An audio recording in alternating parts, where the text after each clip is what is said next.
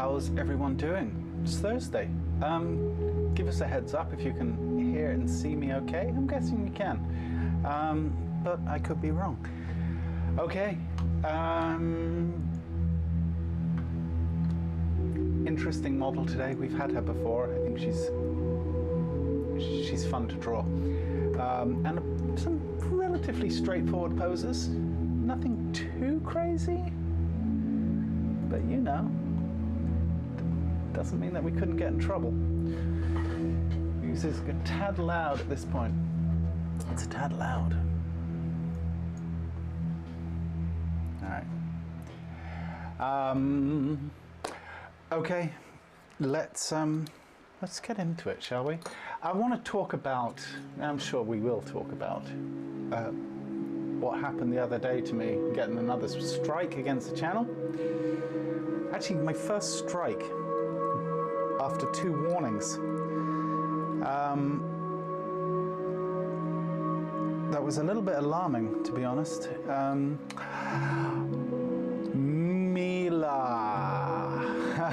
Long time no hear, Mila. For those of you wondering, Mila is the Adbestius, am I saying that right? Adbestius official? That's Mila. Mila, good to have you with us. Mila's part of the OG crew.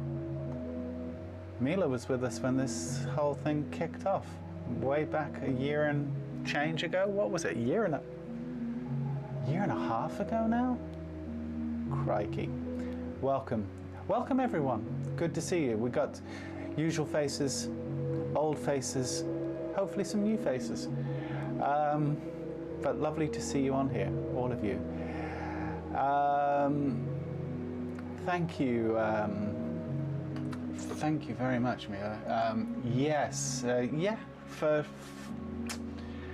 what can I say? For now, it's behind me. I literally had sorry, I'm just checking something here, guys, very quickly.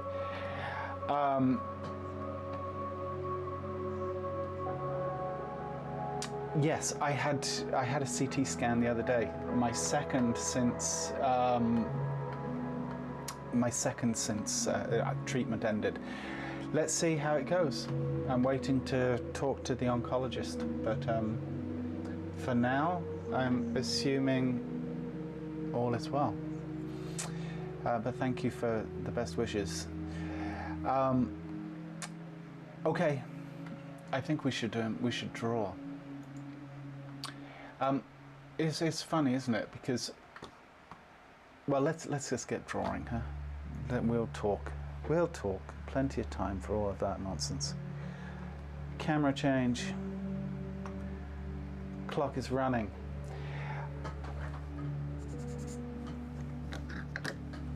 Let's see how this goes. I guess you could say it's an announcement. It's not much of an announcement, truth be told.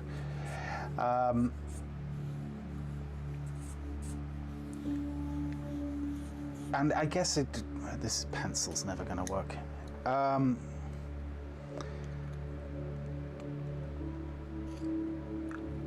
I guess in some sense, I'll get right to it, I guess. I am going to be bringing these streams down to once a week. There's other things that I've got to kind of contemplate with the new way, so to speak. But the stuff that affects you good folks, is that the stream will be going to once a week. So, and I'll get into all the whys and the what ifs and the hows as we go. But when was it? When did I get the news about?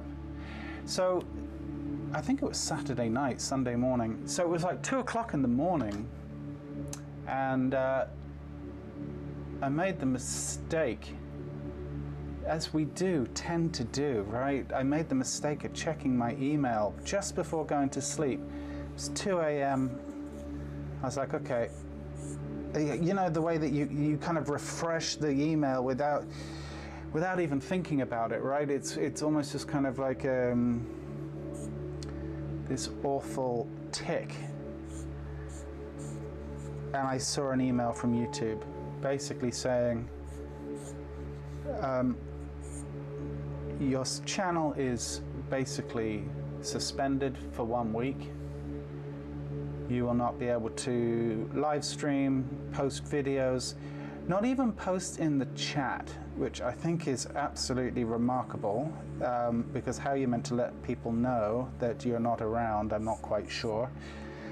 Yeah, for a period of 1 week, and basically they found an infraction. They found a link on one of the videos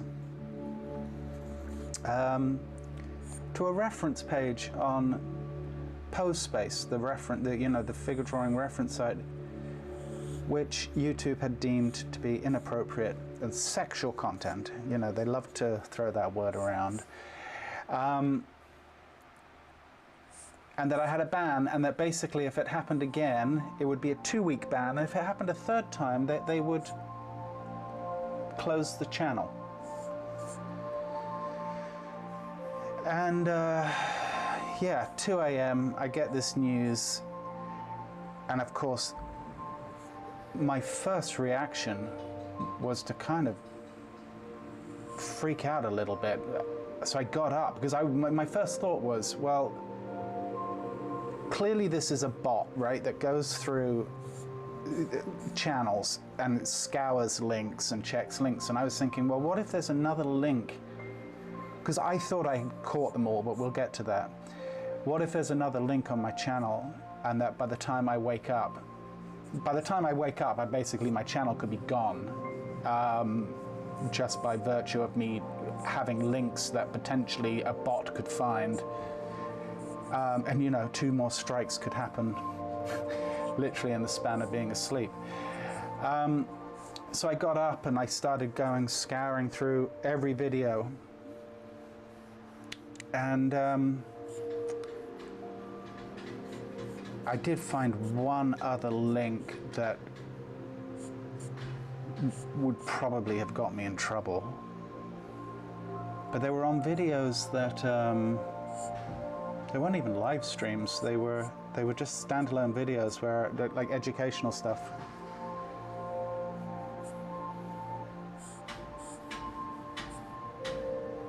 Anyway, as you can imagine, what the hell is that noise?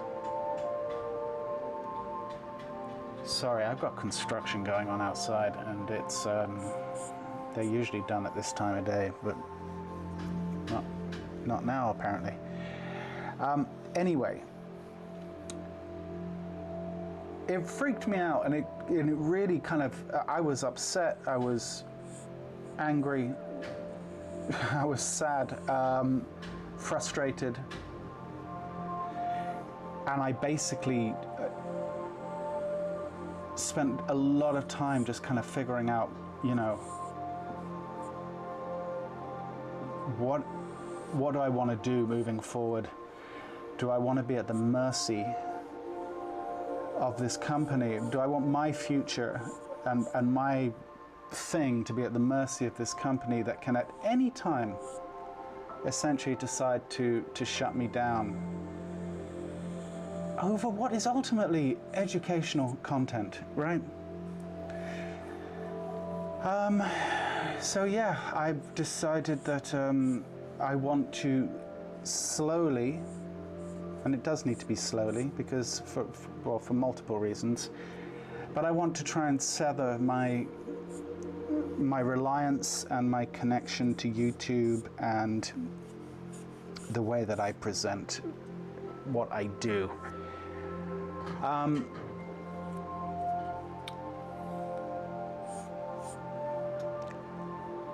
I've thought about, you know, I got some lovely comments from people of support, suggestions, you know, other platforms potentially I could stream from. All of these things are viable and potentially good ideas. But that stuff is also, there's practicalities that come with it. And it's nothing's going to happen overnight. But the first thing I need to do is I need to stop investing so much time in YouTube, and unfortunately for you folks, one of the byproducts of that is the streams going down to once a week, at least for now. That might change in the future, potentially on another platform.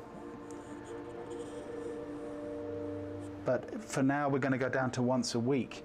So the question is, which day?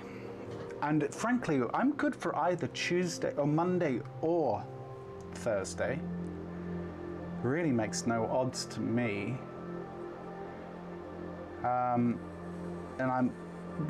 I'm quite open to creating a poll for this and letting you folks ultimately have the final word on that.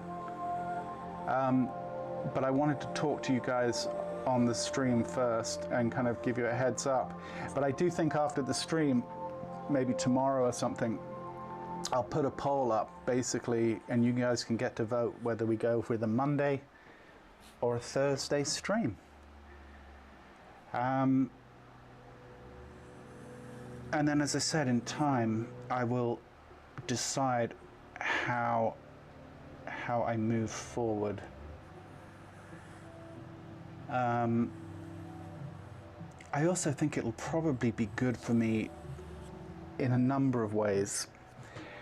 I think it's hard to maybe kind of get how time-consuming prepping for these streams is from the outside. You know, you guys come online, you see a nice reference pack waiting for you, 6 or 7 poses, whatever it might be, and you know, we come to the stream and we draw. But for me, this whole process, the stream starts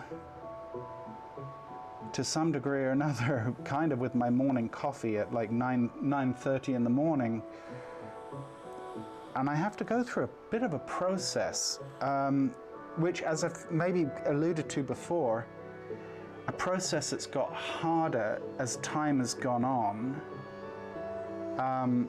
and more time consuming as time has gone on, because I have to obviously curate and then compile and present the poses that we're going to do on any particular stream. And that's time consuming, believe it or not. It usually starts with looking at what streams we've done for the last month and a half, or whatever it might be, the last couple of months, and trying to do something that we have not, pick a model or a similar type of model that we've done in the last couple of weeks, for example. And then, you know, going, uploading or downloading images and prepping them for the website, creating the page on the website for the stream, for the images, etc., etc., etc. I don't need to spell it all out, but it's time consuming. And it's not that it takes up my whole day, of course it doesn't, but it takes up enough of, it breaks up enough of my day on stream days where, you know, it's hard for me to kind of create a lot of space for other things between when I'm done with that task and the actual stream time. So yeah, going down to once a week is going to be hugely beneficial for me. I think that it could be beneficial for you guys too, in as much as it'll give me a chance for the quality to hopefully remain high. I hope you would consider it to be high, and I'd like it to stay that way. And it will give me the bandwidth to focus on things that need my attention, both in the short and the long term. Because I enjoy the stream and I want it to continue, and I want it to be successful, and I want it to be a thing. But as I said, there's going to need to be some adjustments, short-term and then longer-term adjustments on keeping it sustainable and making it work. I've been rambling for quite a while. Apologies for that. What do you guys say? I'm just scrolling back here a little bit.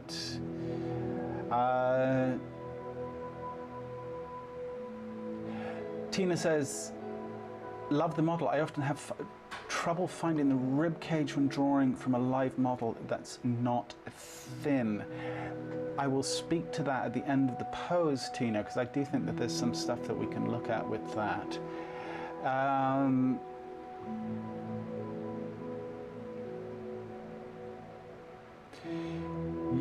Lulu says, if I tell someone to F themselves, would YouTube find that to be sexual content as well? No, I don't think so. And that's the funny thing, isn't it? Like when you look at some of the content on YouTube, and some of the things that people put on YouTube, the hypocrisy is quite mind-blowing, frankly. Yeah, it's up till, it's definitely the last thing you want, your mind knackered before bed. You know what? It was stupid of me to check that email, and I was actually up till like, I think almost 6 o'clock in the morning before my mind had kind of processed that whole circus of ideas, and I was ready to sleep again.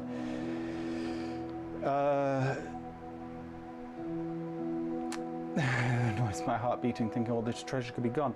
No, you know what? That's exactly what I want to avoid, right? So that's, I think in making this change, it's actually going to avoid the stream from disappearing, if that makes sense.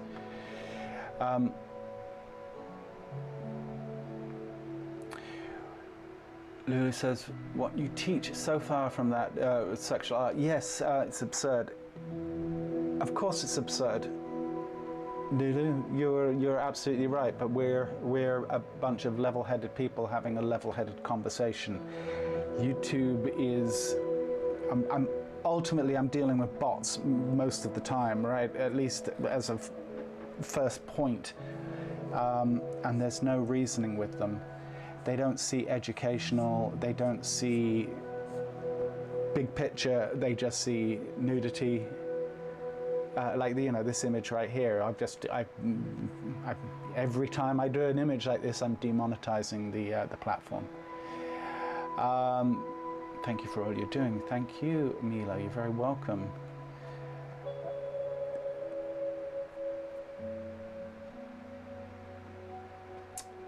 Sorry, Jose's similar situations with clients and live events from inappropriate content.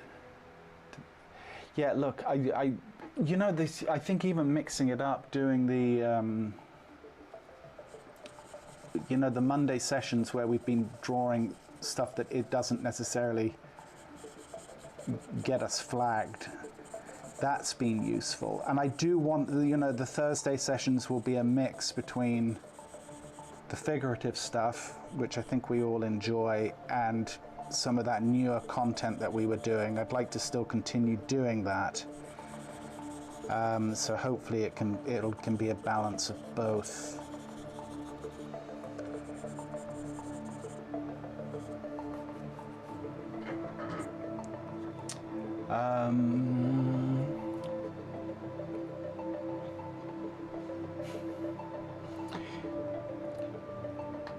Mailing list subscriptions so you don't lose contact. Okay, so that's the other thing that was really frustrating, was the fact that if let's say the channel got pulled tomorrow, I would literally, for those of you who don't follow along on social media or in that on those platforms, you'd have no way of knowing that, So I would suggest that you subscribe to the mailing list on the website, although honestly I don't send out mail very often from the mailing list because I don't like bothering people. But I do put updates on my website on the front page when there's news like this. When this happened, for example, it was on the front page of my website. So if I ever disappear and you don't know what's happened, that would be a really good first port of call to kind of get a heads up if you're interested.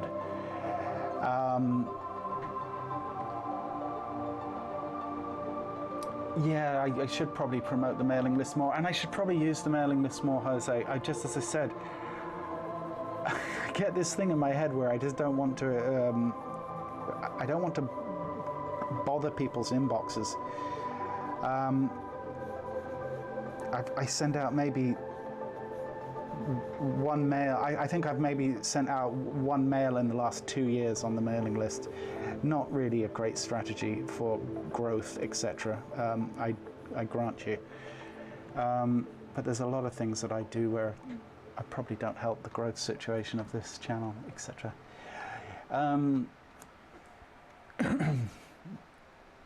Yeah, you're not with a great stress talking about these stressful shenanigans. Thank you.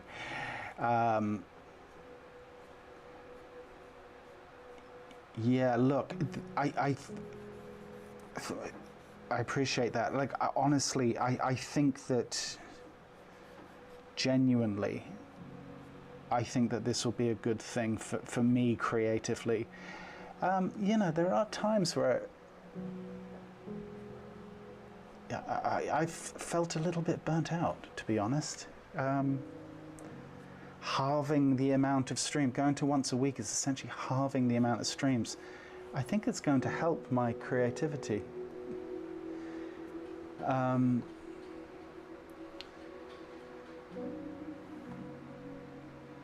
think once a week will be great. Thanks, Margot. Yes, look, there's no shortage of life drawing on my channel. So, you know, anyone starts panicking, they're not going to have enough figure drawing to do.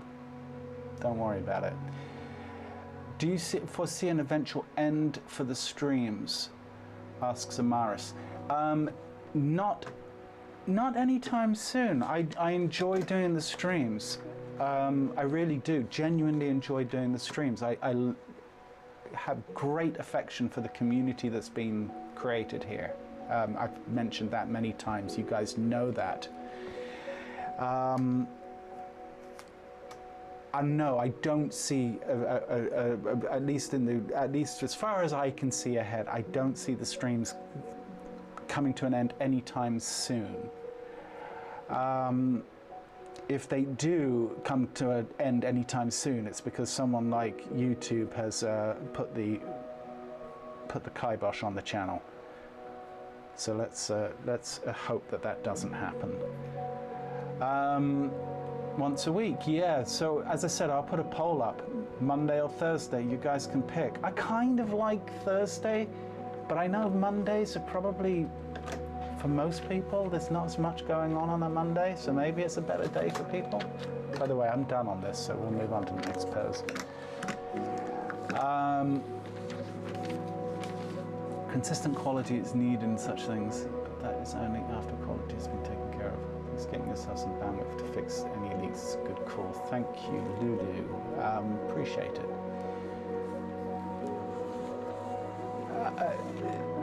Mila, yeah, it's very frustrating. Alternating figures and masters would be my vote. Like figure drawing and then master copies and the other stuff. Yeah, I think so too. So it would basically be 2 figure drawing sessions and 2 of the mix and match sessions. I think that could be good, right? Or maybe 3 figure drawing sessions and 1 of the other, depending.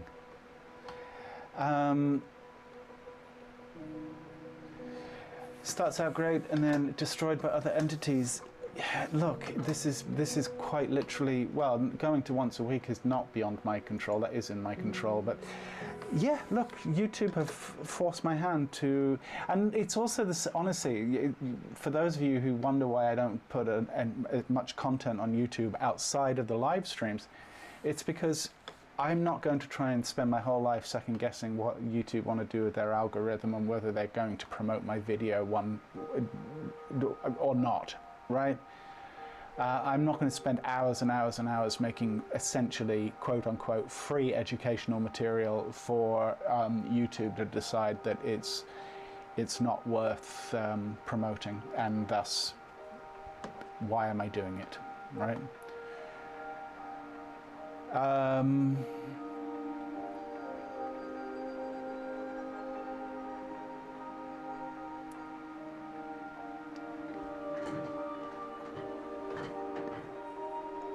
Samyukta says, sorry if I'm pronouncing your name wrong, would you give any tips, guidelines to teach yourself art from scratch and to find your style?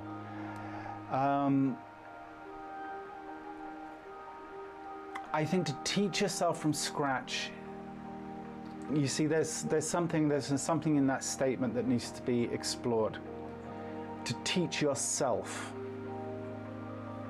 that's a problem. Now, I've ranted about this before. When people say I'm self-taught,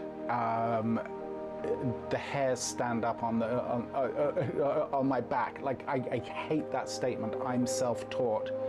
No, you're not, unless you live in a complete vacuum and you're on a one-way mission to Mars and you have no access to the internet. You are not self-taught. Everyone is influenced and everyone has teachers, whether they recognize them as teachers or not.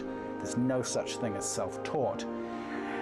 So with that out of the way, I would say, depends what you want to draw, right? That's a start.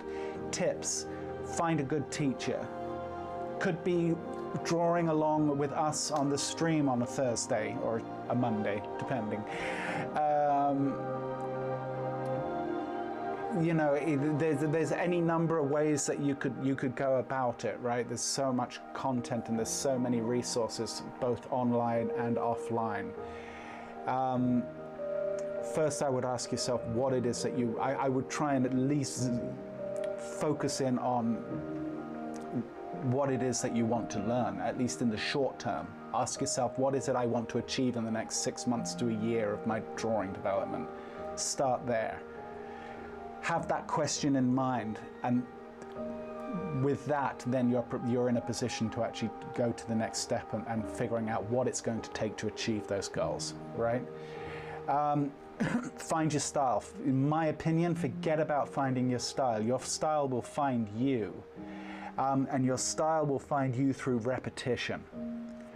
The last thing you want to do is try and draw like your heroes. If you do that, you are, in my opinion, you are robbing the world of a potential of a new and something new and beautifully unique that is you. So don't try and draw like your heroes. Be inspired by your heroes. Maybe even do master copies. But don't try and draw like someone else. Trust me, do 10,000 drawings. Your style will emerge and it will reveal itself and it will put its hand up in the air into the universe and go, hey, guess what? This is how you draw. You know what? The way I draw, I don't even particularly like my style of drawing, if I'm honest. But this is my style. And I don't have the energy to change it. So I'd start there. Thank you, Margot. Yes, it will be good to have extra time. All right, let's do the next pose. I'll keep going with these questions. Oh, I want to talk about Tina. I think you asked this question. Rib cage. You have a hard time finding the rib cage on larger models. In my opinion, I wouldn't worry about it. And what I mean by that, so let's just for the sake of a quick 2-minute demo here, right? Let's say we've got a very, very large model. Well, actually, no, sorry, let me backtrack here before we go into very, very large model. Imagine we've got a regular sized model, and how do I start every single drawing? I find my rib cage, I find my lower torso, etc., right? Now, on a regular sized model, this line here and this line here is for all intents and purposes, it is showing the exterior edge of the volume that makes up the rib cage, right? And we know that you've also seen me draw this 1,000 times. I draw in my rib cage, and my line for the rib cage will roughly meet up with this area right here, right? And we know that this upper box that we create is essentially the edge of the rib cage. Okay. Now, when I'm drawing a very large person, let's say someone with a lot of weight on them, I will still start in this same way, right? Maybe it's a little bit more like that. And I will find my center line. Now, realistically, on this larger person, if we were to draw the rib cage, it's probably sitting, it's probably sitting in here, right? But I will still draw this exterior box as if it's representing the edge of the rib cage. It's much more important to find this relationship between the upper and the lower torso, right? This large idea of is there compression here, is there extension on this side, etc., etc. All of those things are much more important than finding the exact size of the rib cage inside of this large form. Much better to find the overall large relationship between this and this. That's where the magic is. If you can find that, which is easier, right? Because you can see this exterior edge, whereas you might not know, is the rib cage here, or is it here, or is it here? You're kind of guessing on that front, right? Because you can't see it. But you're not guessing on where the exterior edge of the form is, the mass, the volume. That's what you want to find. To me at least, that's not so important. Is the rib cage here, or is it here? It doesn't matter. You'll get an intuitive sense of where it is. Useful to understand generally where the arch of the rib cage is. Another thing that you're not going to see that as clearly on a heavier model as you are with a lean model. Find this large relationship, Tina. A lot of those things will take care of themselves. Okay? Makes sense? Hopefully it makes sense. Thank you, Mila. Yeah, look, it hasn't been easy at times, but I'm doing great. Thank you, and it's all good.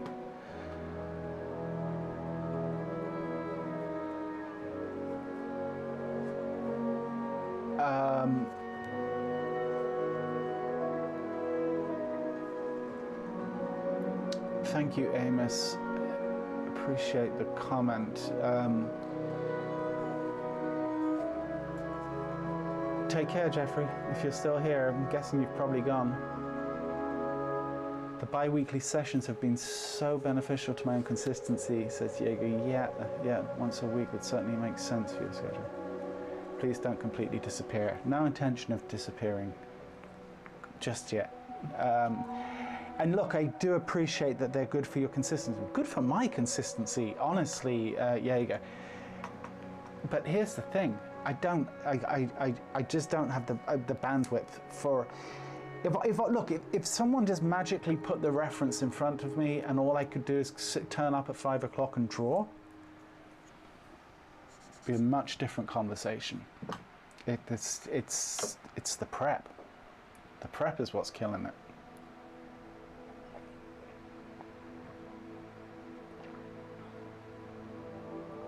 Yeah, the self-taught thing, I agree, Margot. Yeah, that's my feeling on it.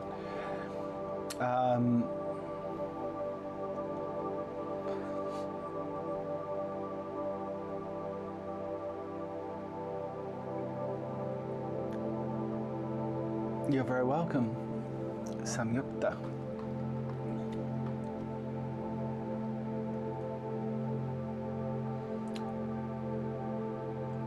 Jose, once a week stream of safe for work anatomy, master studies closed. Gesture would be nice.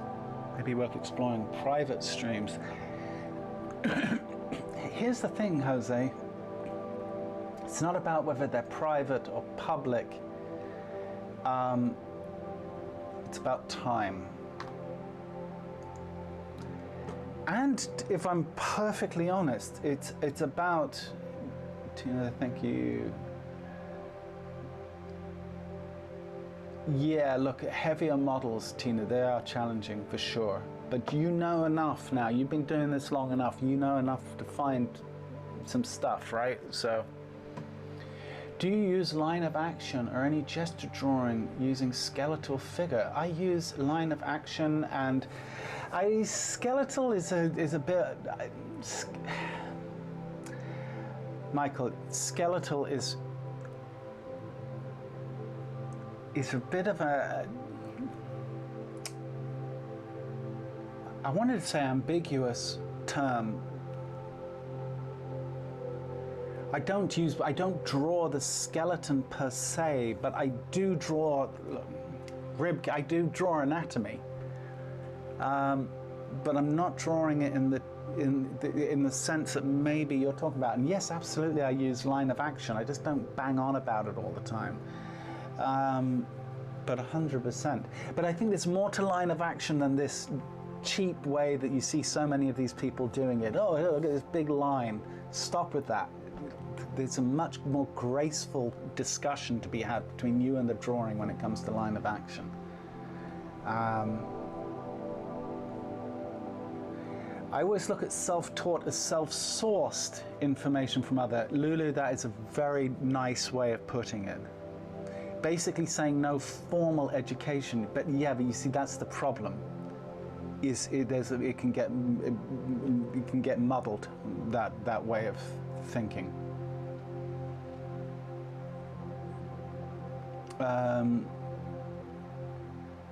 Jenik, hey, how you doing? But yes, but self-sourced is also, it's tricky because the information's self-sourced, but ultimately there's information being gathered from a source that you're then learning from, right? Which comes back to the whole self-taught thing, and where to me, there's no such thing. All right, I can't believe we haven't even started the second drawing. You guys are probably virtually almost finished with it at this point. All right, let's draw.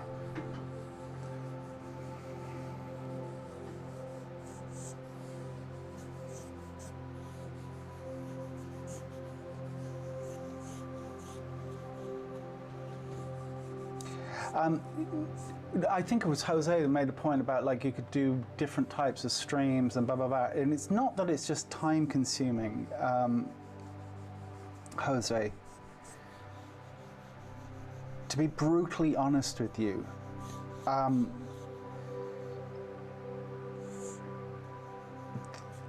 there's just no financial model that seems to make sense with doing it on a regular basis like that.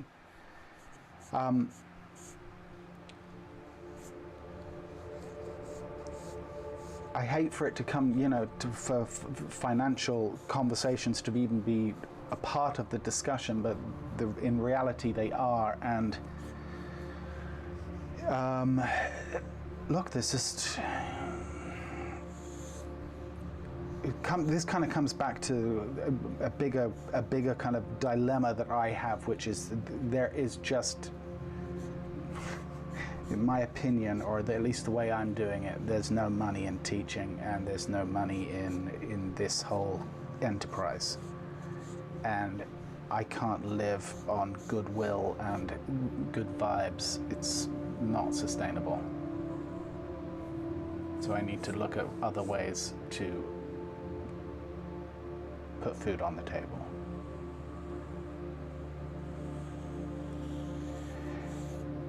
If I thought streaming 4 times a week would pay all my bills, you guess what I would be doing 4 times a week?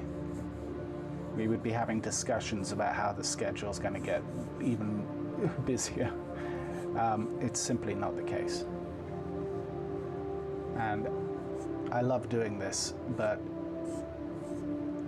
it's absolutely not sustainable.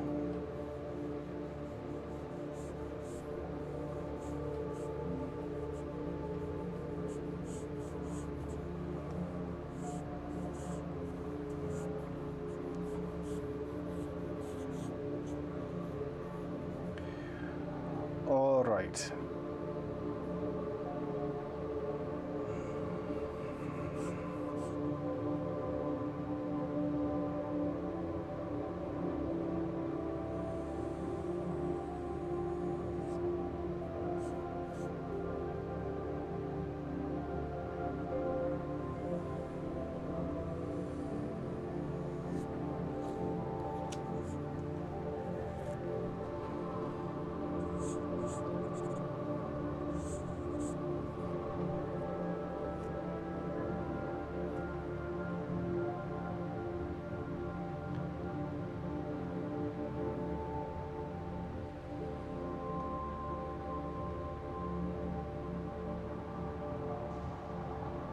Yeah, I think that's interesting.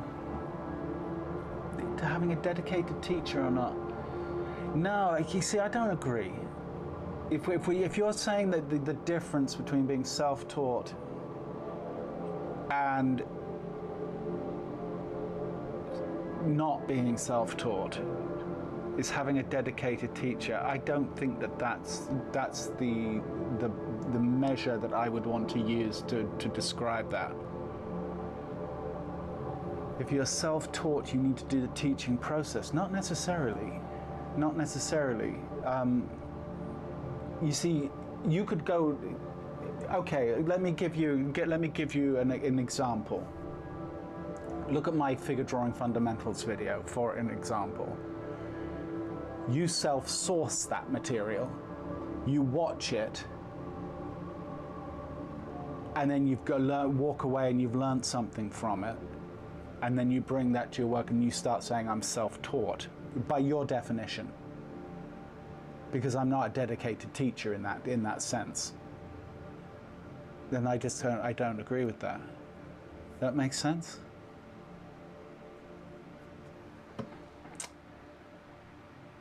Starting to draw, I've been looking for beginner videos. 99% was starting with finding a line of action. Never understood anything intuitively until the day I found your channel. Yeah, look, there is a line of action. There's a line of action in everything, but I think it's generally either oversimplified or it's not explained in a way that's meaningful to people that they can put it into action, if that makes sense. Line of action is an observation as much as it is anything else. And I think there's other ways to explain that idea that maybe are more useful to people.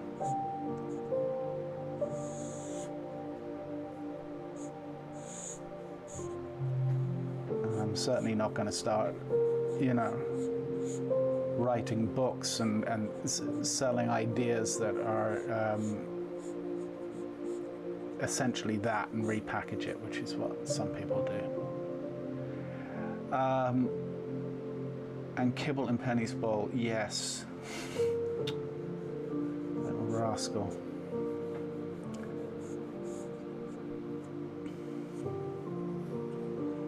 Okay.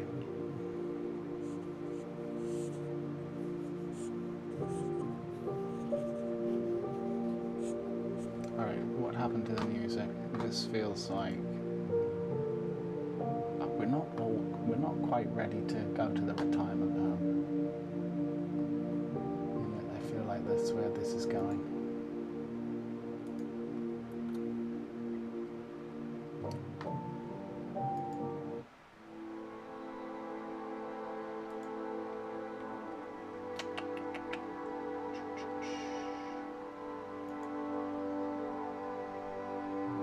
Start with this and then we'll move on.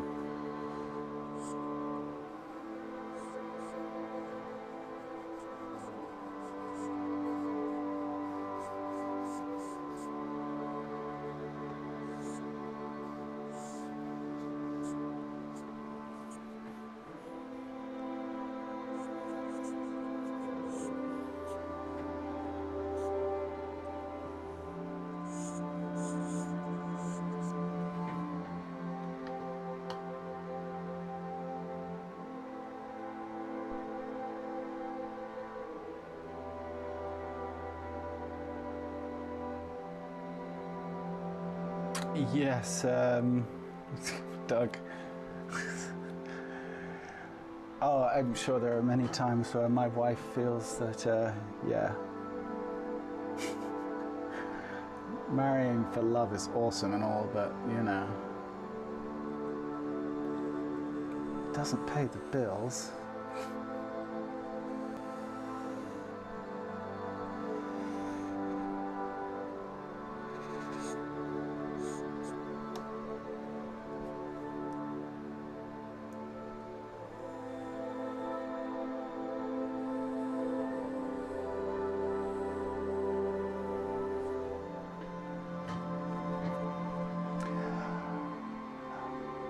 I'm over-exaggerating it slightly in this drawing, but there is something just so incredibly satisfying about pushing the amount that the tricep kind of hangs. I always love the analogy of thinking about it like hanging like a hammock across, you know, from its attachment point up here, the tricep obviously, and then the attachment point of the elbow, and the way you almost get this droop.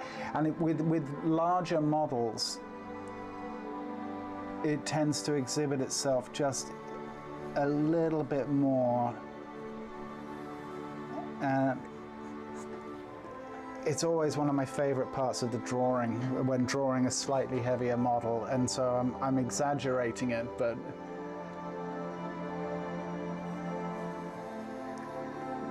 almost kind of out of respect for the idea.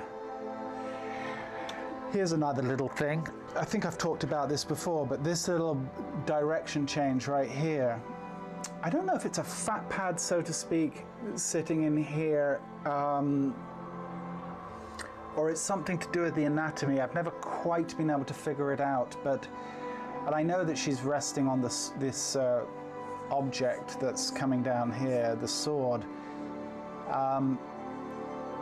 But generally speaking, not all women, and I've only noticed it on women, is they tend to get a little fat pad that happens right just under the hand here, and you get a little kind of extension or a protrusion right here coming out, and it tends to be a little, the idea tends to be kind of just a little bit more pushed on, as I said, on females, and I don't ever see it on men, but I do often see it on women. So for what it's worth comment, but just take it for what it's worth.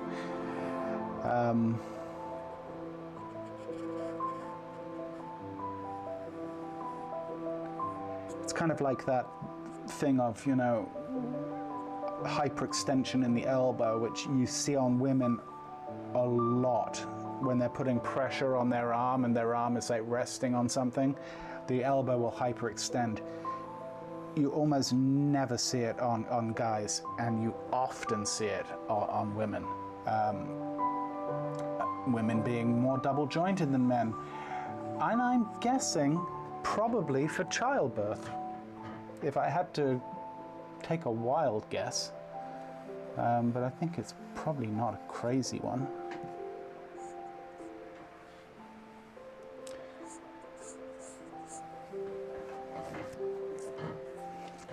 Okay, let's keep going here.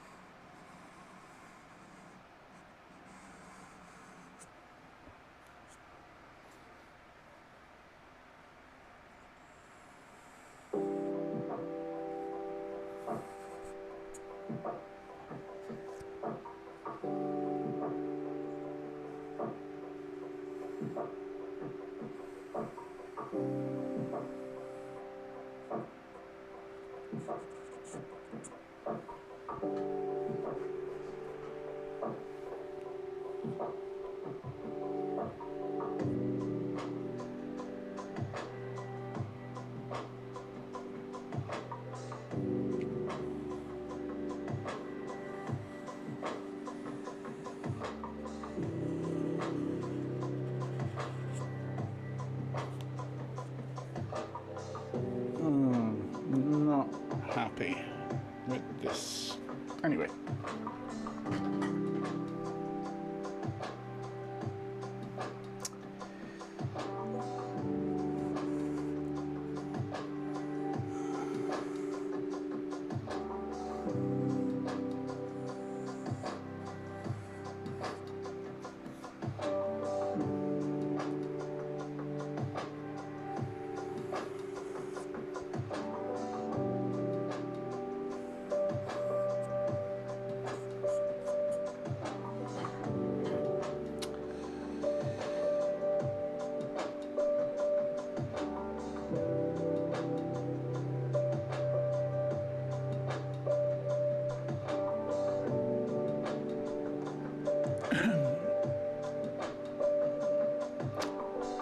Lulu, I hear you.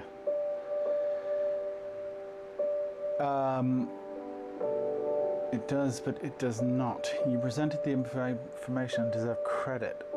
Making that information relevant to me was my doing. However, only relevant information is learned. It's complex. Sure, and I don't disagree with anything that you're saying, Lulu. All I'm saying is that's not self-taught. I'm not disagreeing or arguing about the merits of your taking that information and digesting it in a way that's meaningful to you. It all just comes back to me having a real huge issue with the term self-taught. That's all. It's nothing beyond that. So I'm not having, you know, an issue with what you're saying at all, if that makes sense.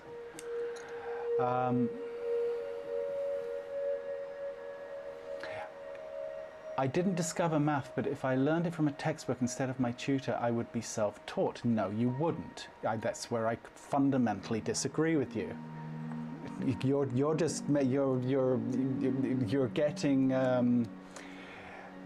just making a distinction about the form in which that teacher actually gave you that information. So if I give you information in an art book and it's written instead of doing it like this, that doesn't mean that suddenly it's self-taught.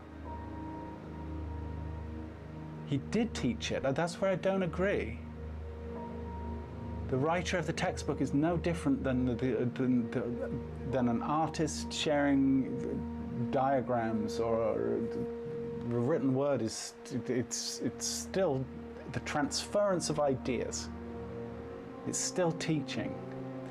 What if my music teacher said, I can't play my instrument, my fingers hurt, but I can write down the notes for you? Does that mean he didn't teach me that information because he wrote it down instead of giving it to me the way that he would normally transfer the information to me? No, not at all. Winning the lottery would be nice. Winning the lottery would be really nice. Do you sell prints of your work? If not, it could bring in a few extra shillings. It's Hammy Saris. Nice name. I'm guessing it's, I'm gonna go on a wild guess here and say it's Sammy Harris. Hammy, no, yes, prints are on the way.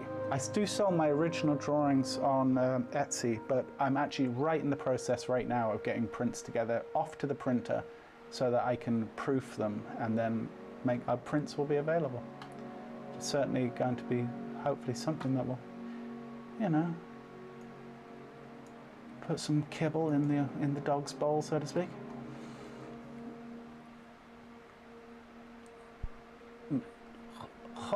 Joseph, you're very welcome. May I ask what type of pencil you use when you're drawing? Do you prefer softer lead or harder? Another can of worms. We're going through all of them. Long story short, I generally use 6Bs or just very soft charcoal. And no, I don't change the pencil during the process. I start soft and I work through the drawing soft. That's pretty much it. The brand I use has been changing a little bit for various reasons I won't bore you with right now, but 6B, essentially 6B charcoal is what I'm using.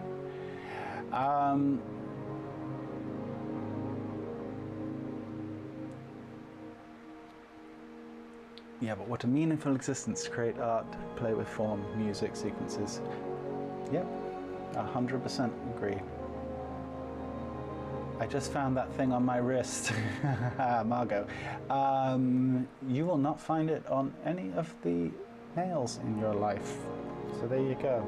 It's a fascinating little thing, isn't it?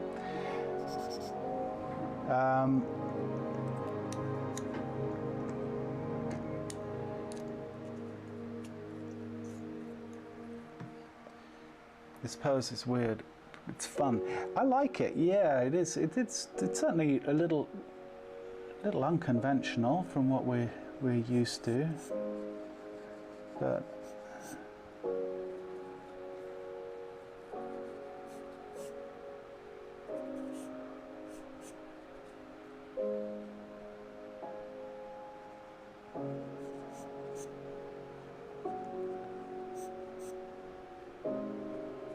anyway, let's find some core shadow. Just some large ideas. Luckily, the lighting is essentially pretty straightforward here.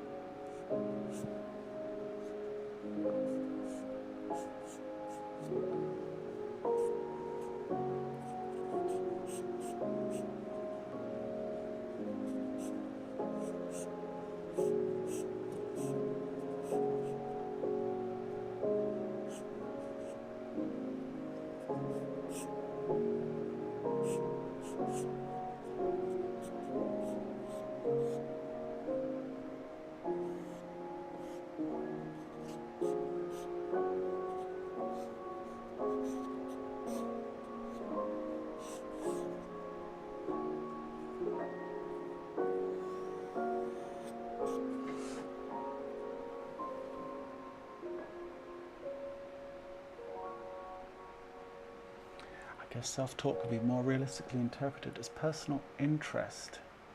So to actually care enough to seek out the information. Sure.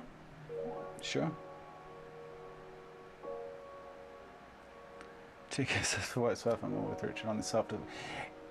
Look, it's semantics, isn't it, really, at the end of the day, to some degree. You know what I think bothers me with the whole self-taught thing is there's always, it's always loaded with a certain amount of glibness that comes with it, that's behind the statement, like, I didn't need a teacher, I'm self-taught. And I think that that's what riles me up, is that little bit of energy that comes with it that is kind of saying, you know, I'm smart enough to have taught myself this thing. It's like, no, you're not. You're really not. I think that's maybe what bothers me as much as anything, if that makes sense. And look, we don't all have to 100% agree on this. Like, it's just my feeling. And I'm not necessarily right.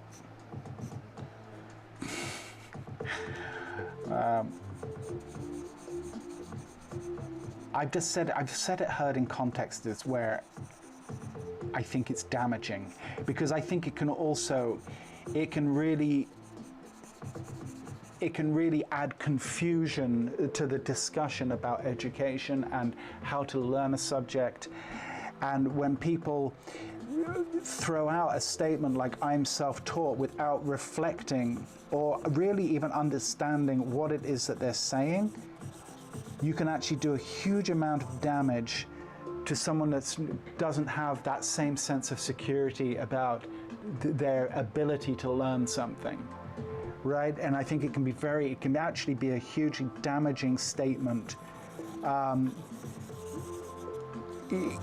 for those that are at the receiving end of a statement like that may not have the tools to understand how stupid that statement is. All right, let's leave the self-taught thing there. Cavemen were not self-taught, though, Amos. There were cavemen before them, right? And before them, monkeys, right? It doesn't exist. In my opinion, but, you know, what do I know?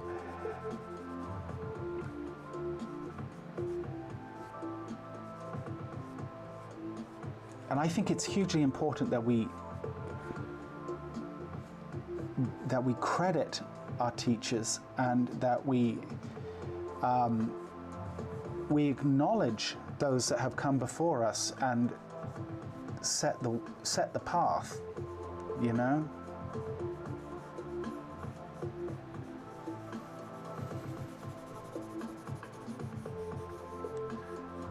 People that have done some problem solving before we got there, and they may not have had all the answers,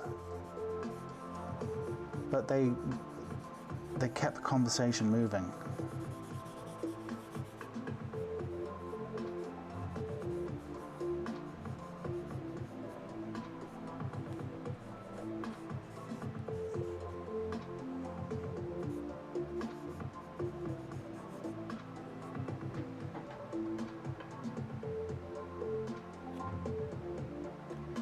There's something a lot more dynamic with these models.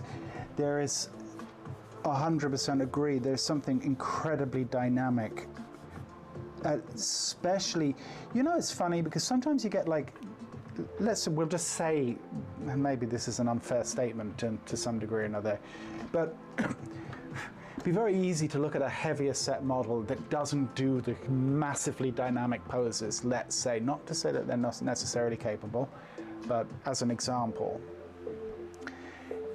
And it'd be very easy to say, well, the poses aren't as dynamic, or there's not as much range in them. But, you know, there's so much more to be explored, like design language, and that type of thing, right? Like, the dynamics can be found in many places, not just necessarily in the pose itself. And I think that that's what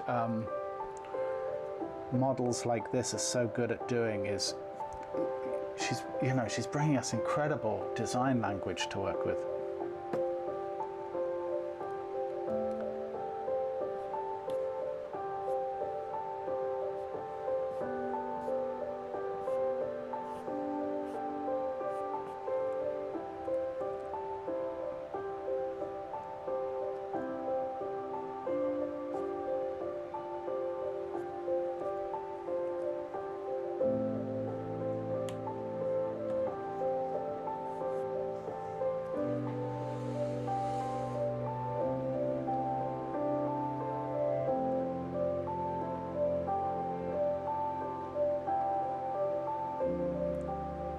Tina says, I think I've become a bit of a slave to the process because it works so well, find the maneuver basis, etc. The drawings have improved a great deal, so it's reluctant to not continue the process verbatim for every body type. Thank you for clarifying. Yeah, okay, you're very welcome, Tina, yeah. So you can see how, hopefully you can see how you can adapt the process and, you know, massage the process to fit the particular scenario that we find ourselves in, right? If that makes sense. Okay, let's move on to the next drawing.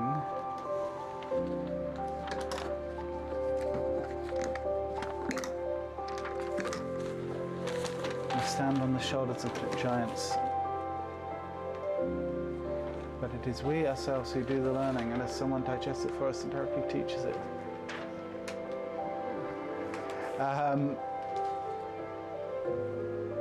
But it is us who do it's we ourselves who do the learning. Unless someone digests it for us and directly teaches it. Yeah, but even in that case, you're still having to learn it, right? So, look, I think we're on the same page here. I think ultimately, we're having a little discussion essentially about semantics, I think. I don't think there's any disagreement that I see. Bragging essentially, you know what, there's just this little bit of smugness that comes with it, Sam, that just riles me up.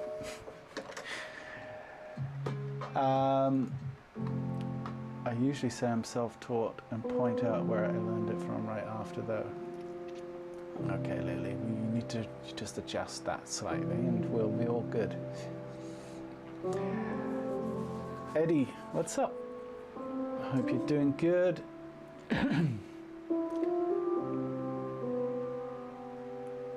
Okay. Could you please elaborate on design language?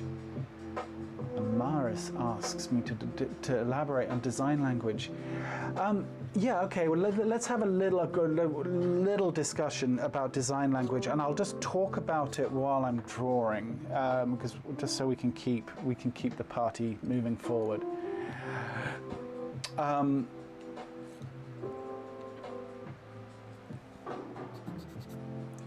Design language, what's one of the words being used there is language, right? For me, drawing is essentially, it's language, right? Music is language, drawing is language, art is language. It's communicating an idea, right? Once again, maybe it's the wrong use of the term language, but I don't know. So when I look at a model, because I've built up a vocabulary or a series of words that I know I'm going to use to describe certain ideas, and what I'm really talking about when I say words, what I mean is kind of shapes, ideas, processes. And design language is literally the kind of the forms that I will use, the language I will use to describe a form. So I can look at a model, I can look at a model's arm, for example, and before I even start drawing it, I know exactly the type of shapes and the type of language I'm going to use to describe that particular idea, right? Design language, I think, is massively, massively important. And it could come down to something as simple as, let me see. I'm trying to keep using my. Okay, here's a little, real kind of quick primer on design language. Straights against curves. This is kind of a thing we could say sentence structure, or the words I decide to use. So, for example, if I build up a form, let's say I'm building up a leg, let's say, right? And I might go, okay, well, here's a thigh, and I'm coming down to a knee, and there's a knee here, and then I'm drawing the calf, and it's coming down here like this, and then I'm coming down to a foot. Okay, so this is terrible design language. Like, so for example, what's wrong with this? Well, we've got a curve against a curve, and they're both really similar, and they both end right at the same point. And then this one here and this one here are both similar, and they end at the same point. This one here and this side here is the same, and it ends at the same point. This is just about as brutal and boring and uninteresting from a design language point of view as you could want, right? So if I'm looking at this exact same idea, I might want to get away from, so instead of a curve against a curve, you know what's much more interesting? A curve against a straight. Now this has got tension, and this has got, and the curve has dynamics, and these two ideas can work against each other. What's better than that? Might be that. Why? Because they don't start and stop in the same place. This stops down here, this stops up here. Once again, taking this idea and bringing more dynamics to it, right? So I could do this against this. This is more interesting than this, but it's not great. But this against this, against this, against this, against this, against this, against this, breaking it up. Once again, I'm almost kind of using grammar to describe ideas, right? Visual grammar. That's how I think about design language. So when I'm drawing, you know, I look at this idea here. This to me, I kind of affectionately call balloon boy. Imagine you've got a creative figure and you're just going to tie off at every joint, right? Well, you would end up with the Michelin Man, right? You'd end up like, okay, like with this against this and against this, and it would just be a series of kind of tied off shapes. But the body is overlapping, it's dynamic, right? And where the joints are, where this knee is, for example, this is a transitional form. It's the transitional form between the thigh, the upper part of the leg, and the lower part of the leg. This knee is massively important. It's also probably the point where we go from a muscle, which has got a soft edge to it. You know, every joint, for example, knees, elbows, wrists, etc., they're bony. They're the points on the body where the skeleton essentially reveals itself, right? So they tend to be squarer. Like, look how round the forearm is, and then look how square the wrist is, right? So we go from a very round form to a very kind of square or, you know, box-like form for the wrist. But a lot of people, when they're drawing, then when they start out, they make no distinction between that. Everything is round against round against round against round. And it's super boring, and it's just bad / lazy grammar, right? But there's sometimes, you know, you don't necessarily know any better. It's not, I'm not trying to, you know, come down on people. But this is where you're learning the language of drawing. You're learning how to use grammar, the grammar of drawing to say what it is that you want to say. And you do that in the form of design language. Okay? And it's only one aspect of the whole process, but it's the aspect that most people see, right? And so that's why it's so important.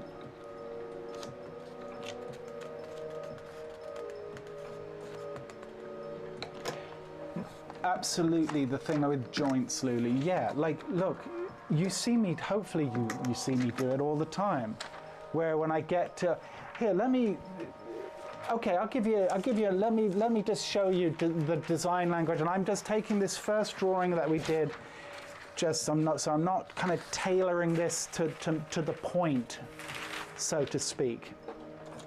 But let me give you a little idea of what this looks like in the real world, right?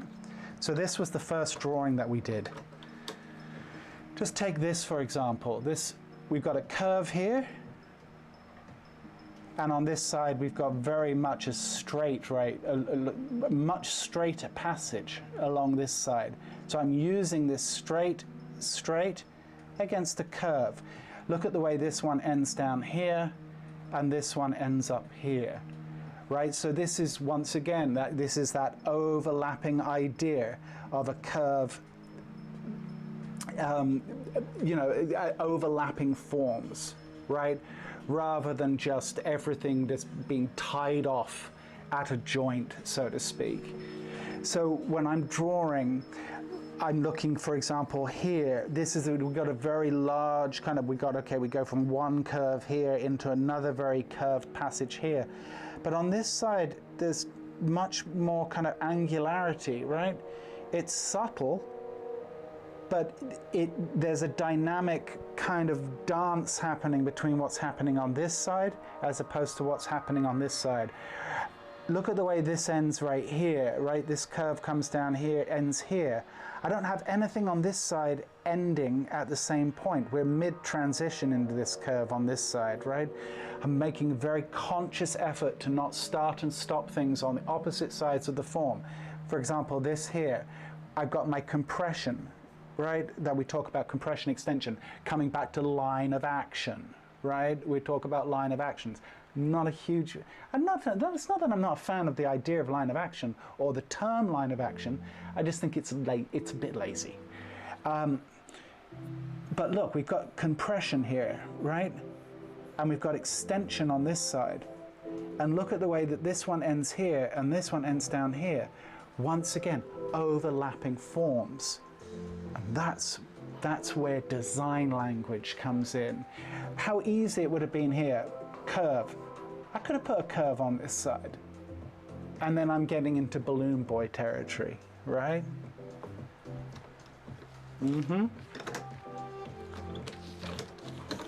This is where the language is so important, and using the right, or developing your own sense. And this is what comes back to style, right? We're going full circle in our conversations here. The way I use design language is different to the way Steve Houston uses design language. Both legitimate, right? Both, he has his voice, I have my voice, right? I have my sentence structure, my grammar. Steve has his, right? Just in the same way that if Steve was greeting you, if you walked in the room, he'd probably greet you slightly differently to the way I would greet you. They would both ultimately be greetings, but we would use slightly different language, slightly different inflection, etc., etc. And that's what we can do with drawing, right? The section about design language could be its own video. Tina, it is its own video. You will find it on my channel, on my page. Not that anyone sees my videos anymore. Anyway, let's move on to the next pose.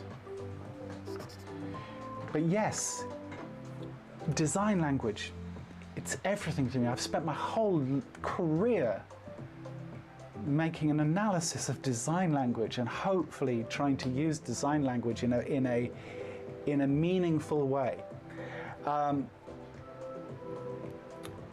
Design language in animation, for example, is a complete subject in its own right. And it's something, once again, I've studied for the last 30 years. What is the right shapes, the right design language to use in animation that is consistent? And once again, that we take from the masters, where, like, you know, from back in the day, some of the old Disney guys, they said they developed some ideas about design language that are still used to this day.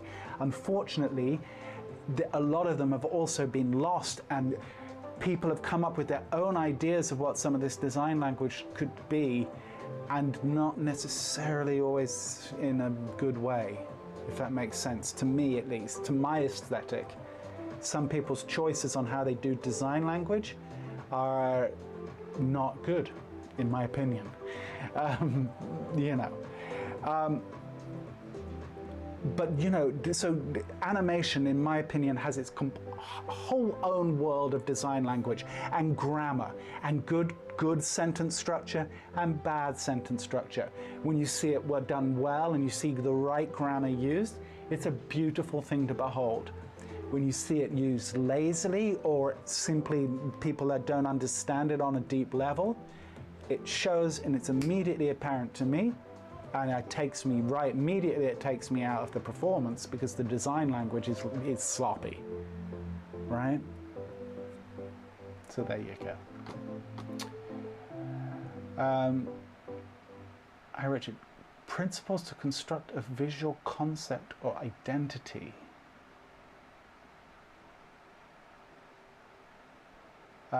Principles to construct a visual concept or identity.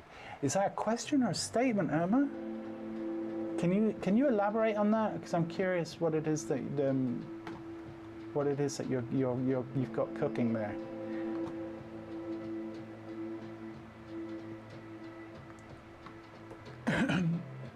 Animation is about movement, so it's another monster to tackle. Animation is about performance, and movement is obviously one part of that performance.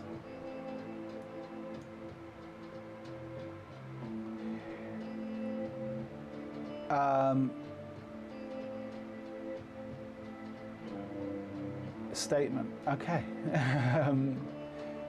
Principles to construct a visual concept or identity. I'm not sure the context here that we're discussing here, sorry. Is it just me? Maybe someone, if I'm missing the point. The wind-up is my favorite bit about animating tension and release from frame to frame. I don't know how it's called, I've only dabbled. Well, the tension is in the key, in my opinion, the tension is in the key point frames, the release is in the breakdown drawings. It's one way to think about it. You need to know the language to construct something. You need to know the, you need to know, you just need to know the language. But here's the thing, design language sits on top of a series of other subjects, like construction, right? Mass, volume, and all of those other goodies that we need, anatomy, for example. Design languages needs to be sitting and working in conjunction with the ideas that come before it. You know, you can have the best design language in the world. If you don't understand how to draw volumetrically, your design language is probably going to never quite hit the mark. And I would also argue your design language is not strong if you don't understand how to draw solidly.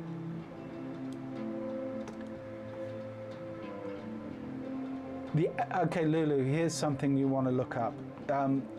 And actually, Eric Goldberg, if you want to buy a book on animation that's going to help you, buy Eric Goldberg's book. He talks about animation happening in the breakdown drawings. That's where the animation happens. And when you see it explained, it means everything. Okay, where are we at? So it's 6:22 here. We've literally done 2 drawings. I thought today would be a lot of drawing and not as much chatting. Let's move on. This next pose, I'm going to try and keep this one. This feels like a gestural pose to me. Let's try and keep this one at 10, shall we? Let's at least try. Because I think we might slow down for the drawing after it. Anyway, look, these things happen. These types of sessions happen. I go off on, oh, wrong one. I go off on tangents and I start rambling, and God help all of you. With seated poses, so anxious to see how you construct this one. Okay, well let's do it. Let me hit the timer. Look, I think in a scale of drawing difficulty, you could make an argument that a seated pose is one level of difficulty further than a standing pose. Yeah, and that's a very general kind of statement. But they do tend to present just a little bit more of a challenge. Okay, upper lower torso. Let's find our center line. It's going to be sitting about here, give or take. Iliac crest is about here. And right away, okay, so if my gluteus is about here, this knee is going to be about here. I've not really planned this as nicely as I could have, as far as how it sits on the page. I wonder if I'm drawing just a tad too big. Oh, look, let's just keep going, it doesn't matter. Okay, so let's just find a few basic ideas. Rib cage is coming down this way. Asis is going to be coming. Now, she's got a tummy, right? But even with that said, we know that the asis is coming around the form. It's probably sitting about here. Don't want to flog that idea to death, but it's useful.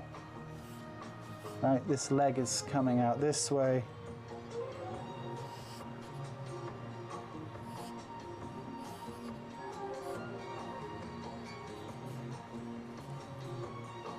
Something like that.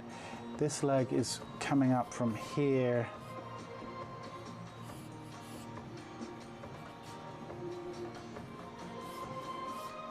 Coming across this way. Now, clavicle. This arm is coming down this way. Pectoral.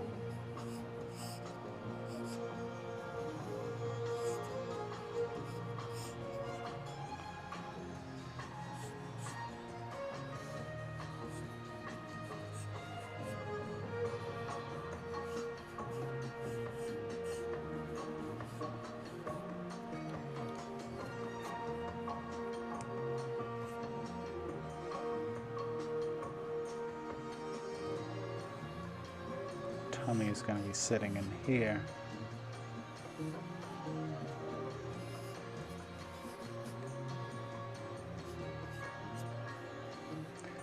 So center line. Actually, the center line's over here, so we know the navel's actually about there. Something like that. At least gets in the ballpark. No. There we go.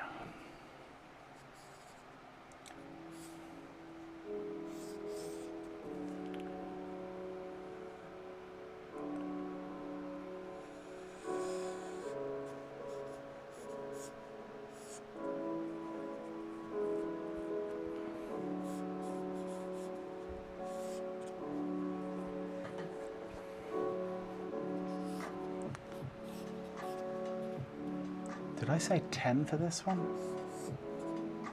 I think I did.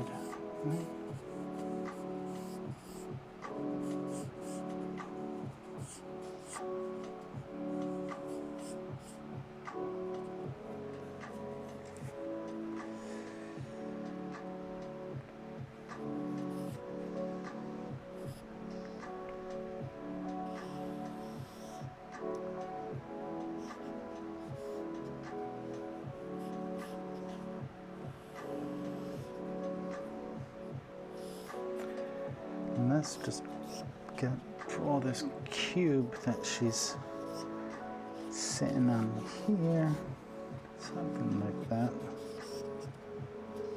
All right.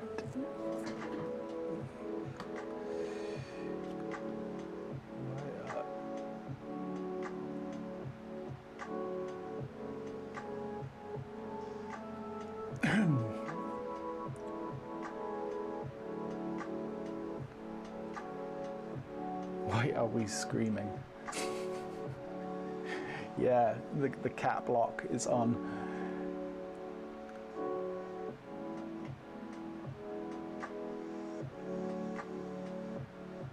UCAT says, I think Egon Shiley's? How do you pronounce that? Sorry, I've never heard of this artist. So I'm going to look them up right now. Well, here's the thing. I think that, honestly, like when it comes to design, oh yeah, sure, that's a very extreme sense of design language. Yeah, absolutely. Schiele? Austrian painter. Yeah, I recognize the work. Absolutely. Yeah, look, that's a very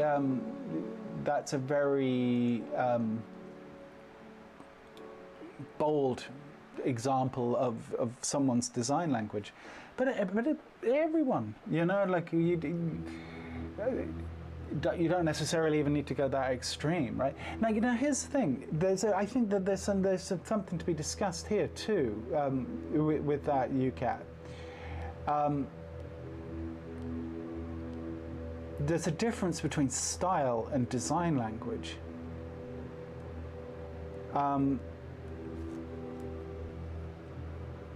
And I think that I don't want to make it. I don't want to muddy the water between.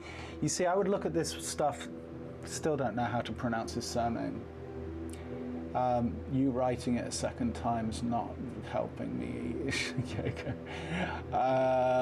Here's the thing. They have this person, Egon, has a very distinctive style. But I think it's a slightly, and it is, and it, do you see, the thing is, I feel like there is a distinction between style and design language, and yet design language does ultimately influence someone's style. I almost think of design language as a universal truth regardless of the artist, right? Like those principles I was showing you. Shit, I need to draw. Those principles I was explaining earlier are universal principles, regardless of one's style, right? What Egon there is doing is incredibly stylistic, but it doesn't necessarily represent a series of design language concepts that could be universally applied or used, if that makes sense. Does that make sense? I want to be careful here, because I think that we end up in some tricky waters as far as the semantics.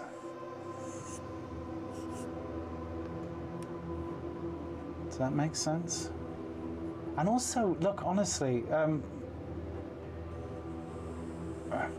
I don't necessarily want to, you know, I'm the only one that can talk in this conversation, right? I know you guys can type, but I feel like I don't want to just be imposing my ideas as if that's some kind of universal truth. Does that make sense?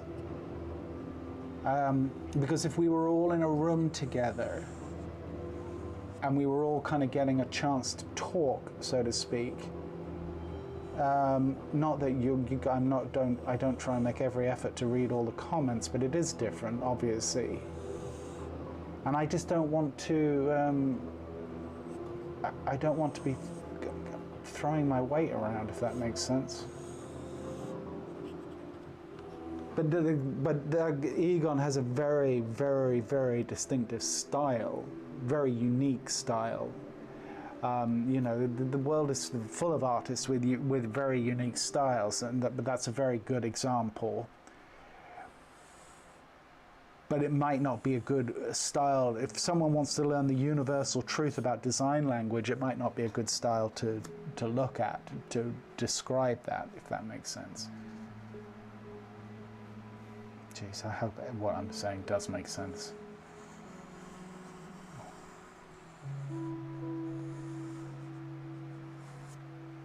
Because I'm honestly not sure.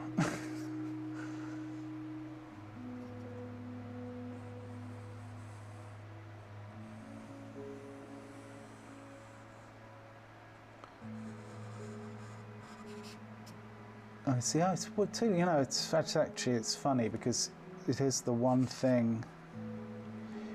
You know, if we were all in a room and we were just drawing casually the way we are here, you know, there would be people chiming in with their thoughts and their ideas, which would be great, you know, and it would make for a more kind of fluid conversation and a more fluid kind of dissemination of ideas. And it is one of the things that with this stream, it's one thing that we kind of are lacking, for want of a better term, is that ability. And I don't think that there's any elegant way that we can do it in a live stream situation like this without it becoming absolute chaos. So, you know, it is kind of what it is, but I do get kind of self-conscious about the fact that I'm the only one ever yapping. All right, we are, as I said, I said 10 minutes for this, didn't I? We have gone over this a little bit. But I am going to stop this drawing here, I think, because the pose is ever so slightly, and I don't think my drawing's great, but the pose itself has a slightly awkward center of balance. And yeah, I'm not sure I want to take this drawing any further, right? If that makes sense.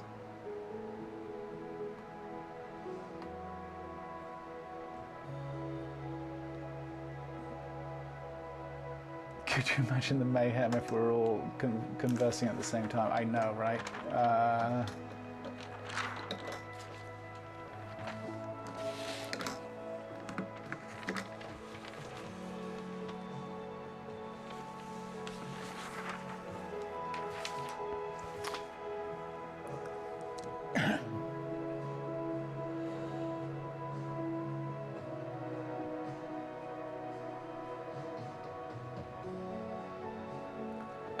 cannot discard you being a master in your art as a person. I shut my mouth and listen. Well, I appreciate that, Mila. I'm not going to throw unnecessary false modesty at that statement and go, no. At the same time, no. Look, I'm just one voice.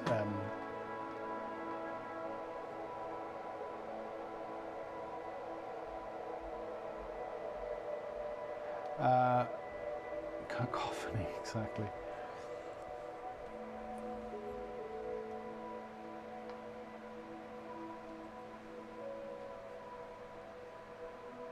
Okay, next pose. Let me just have a quick review of where we are at in the proceedings. We've got, what, 3 more to do, and we've got just over 20 minutes. What do you guys want to do? Once again, you guys get to pick. We can do like 3 10-minute poses. We can do, well, we don't really have half an hour. Let's say we could do 2 10s and a 5, give or take. We could do a 15 and a couple of 5s or a couple of 3s. Like, well, look, let's start drawing. I don't know.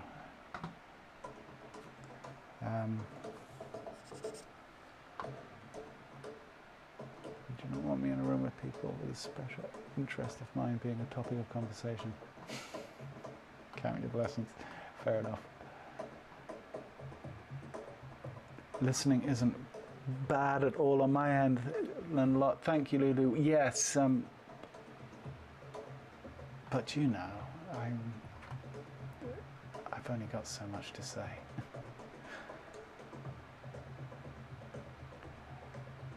Comment on the side of conversation Gonzalez. Sorry, it's a joke. Oh, I don't know what's being said there. Okay, let me continue drawing. Okay, first of all, we need to adjust this. Because while I don't have OCD, drawing boards on a slight angle do bother me. It's not perfect, but it's okay. All right, let's reset the clock. Let's draw.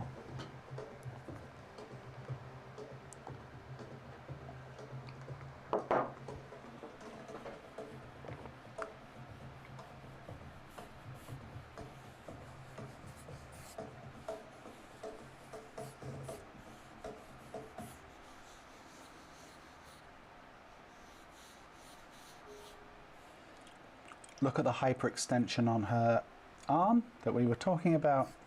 Hold on, center line is going to be roughly there. Clavicle going up this way. This arm comes down and then goes out slightly at the elbow. Right there, that is hyperextension. It's subtle, but it's there.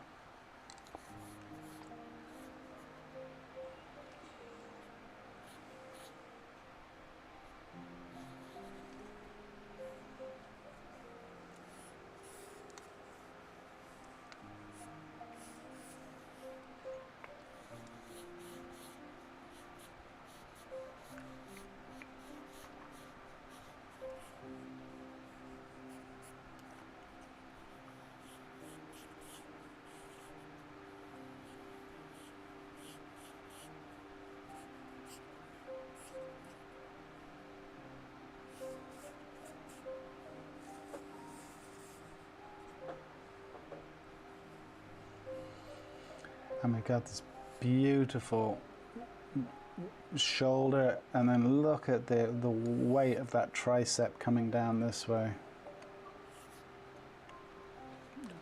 Just amazing.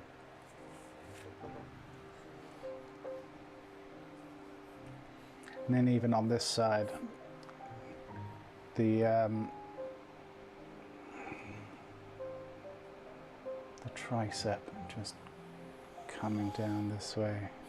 Look at this lovely bow.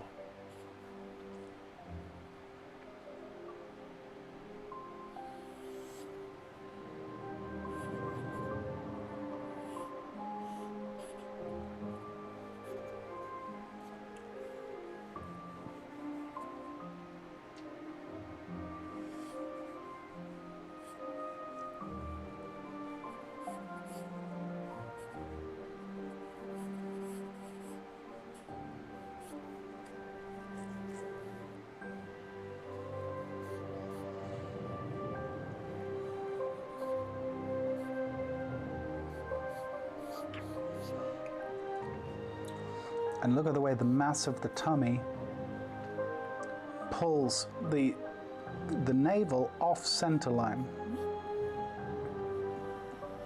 Right, it's coming out this way because of the gravity. Obviously, the low point is here. So the center line is actually over here, if we were just in a very clinical way without weight. But the mass of the belly is pulling the center line and the navel over this way. Great stuff.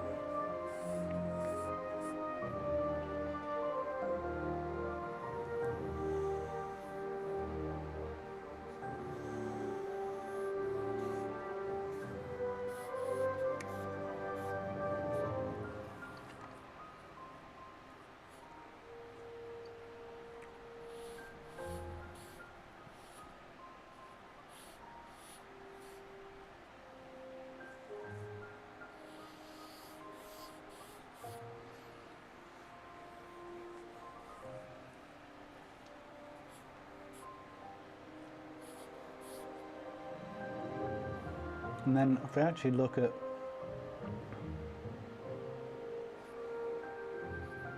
this knee is probably about here, coming towards us, then going away from us there.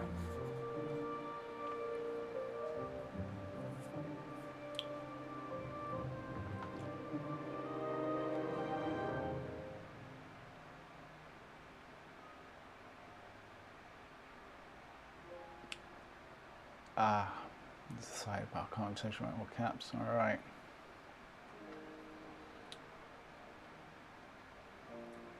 Oh, my board is still 4 degrees off. You're gonna have to live with that, Lulu. Please draw, says Marianne. That feels like a demand.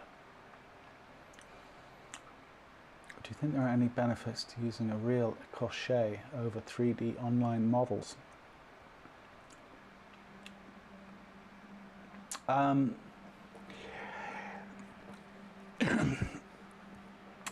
Yeah, so you know, yes, I guess to a point, but I think that's a diminishing return, right?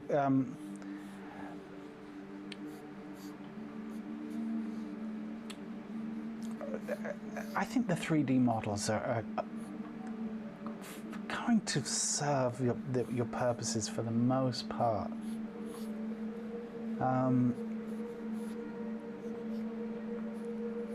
Because is it nice to have a real crochet? It doesn't hurt. Will you live without it? Yeah, 100%.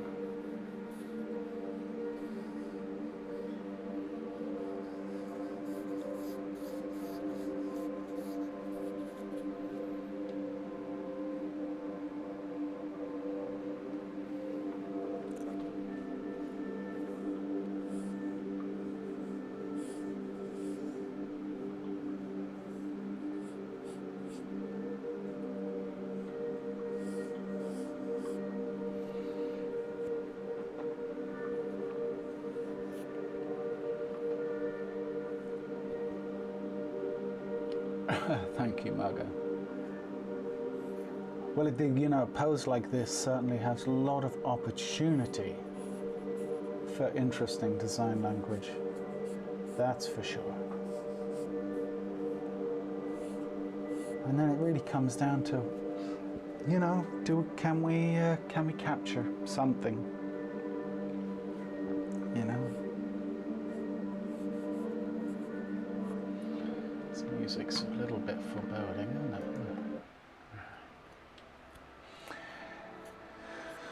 All right, let's draw.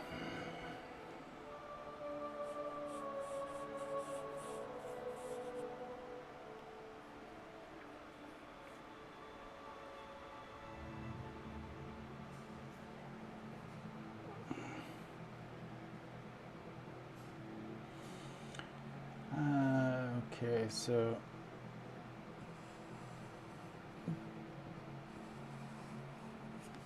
pressed into the pectoral. Kind of want to establish that because just this volume and relationship with this arm, I think, is really quite important. And I want to make sure that my measurements are going to be okay.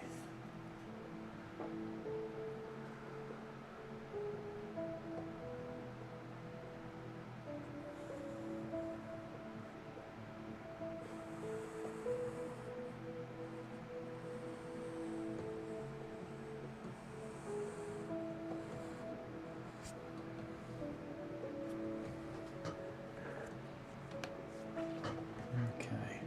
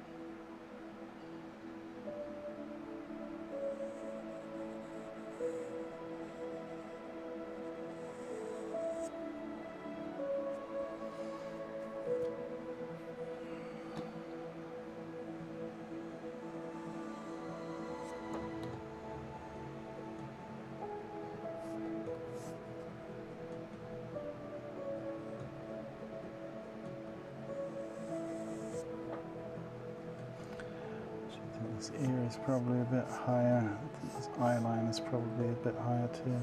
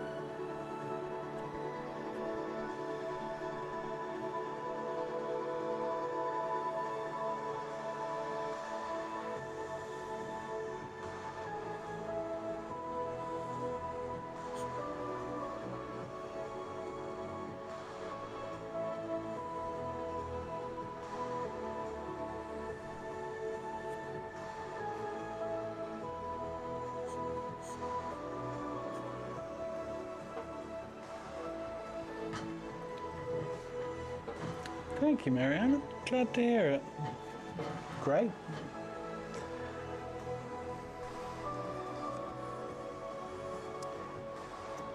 Yeah, you know, look, I think there's a lot to be said for being able to watch someone work through the kind of the problem-solving aspect of it, right? Being able to see that in real time is useful, for sure. Oh. Okay.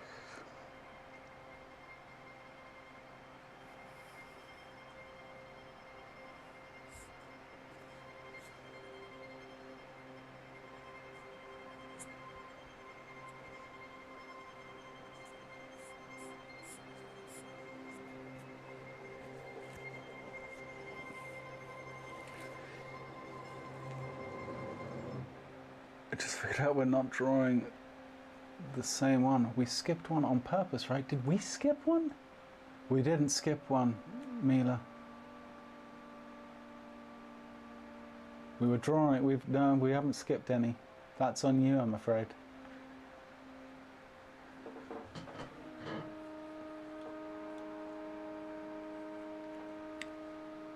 Yeah, better to you know, just focus on your drawing. Don't worry about what I'm doing there, Lily. Really. That sounded sarcastic, but it really was meant in a sincere way. Like, you know, you could do your thing. I'm here for those who don't want to draw. Or for those who just maybe want to get a sense of how to problem solve something. Maybe it's useful then.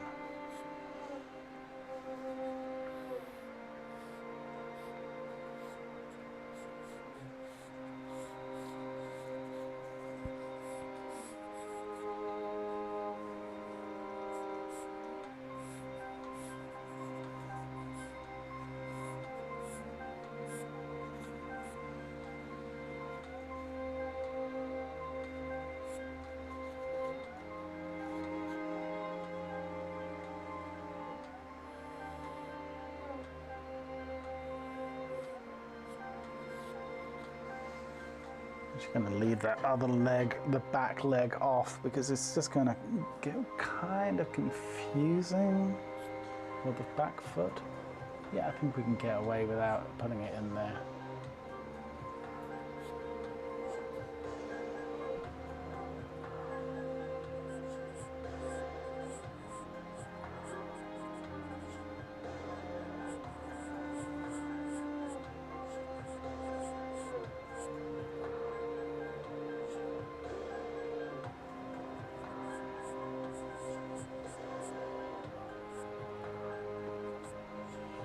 She has a really kind of vintage, old school kind of hairstyle, doesn't she?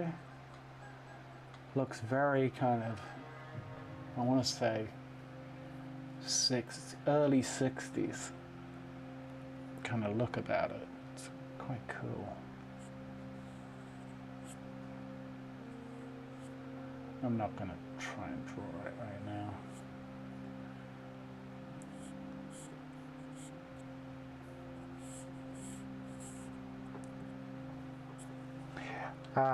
Let's get some light and tone onto this.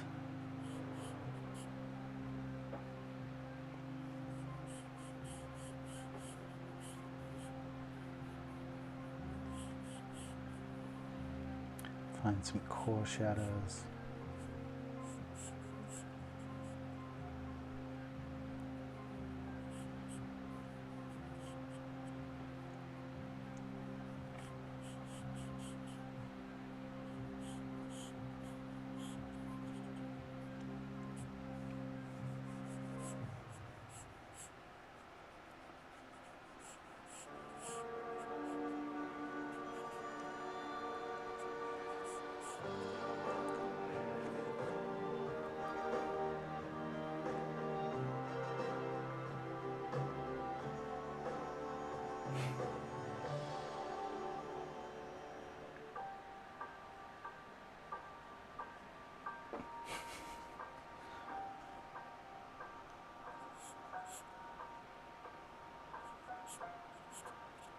Ozone depleting hairspray, huh?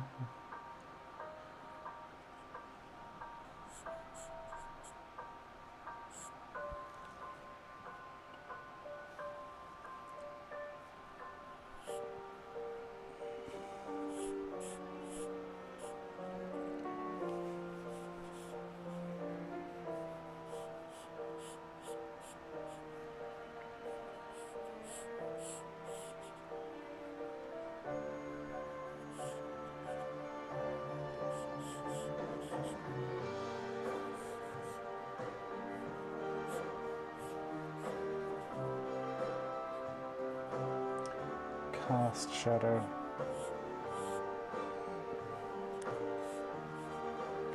across there.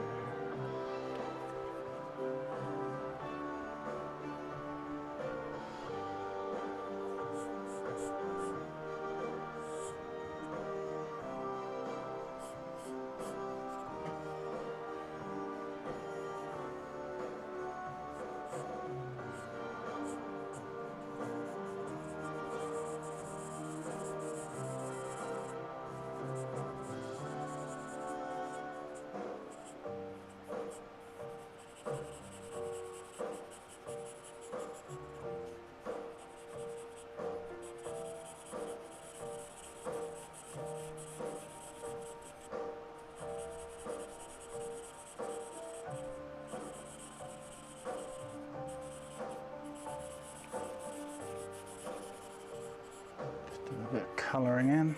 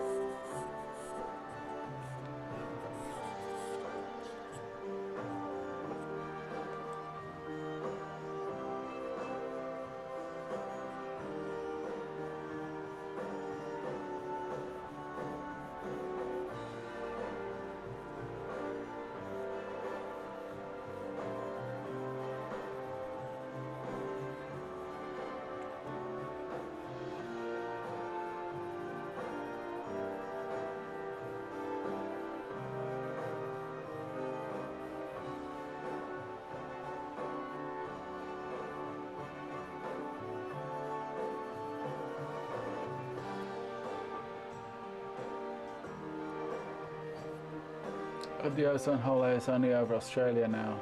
It did get much smaller, right? Yeah, look, if it's only over Australia, then we're all good.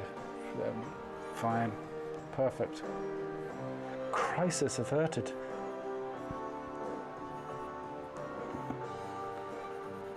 Anyway, there's no one in Australia. It's just one big open space, right?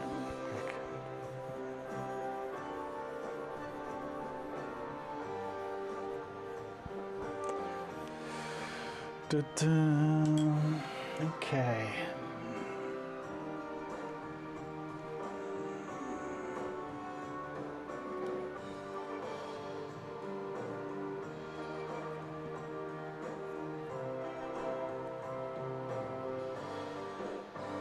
I spent way longer on that one. It's 7 o'clock.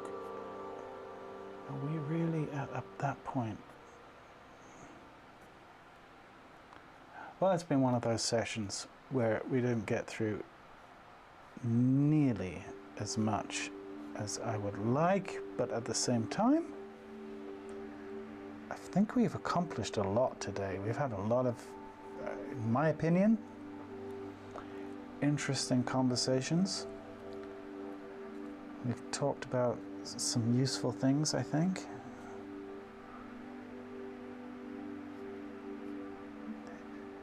And had a nice discussion about design language, which I think is useful.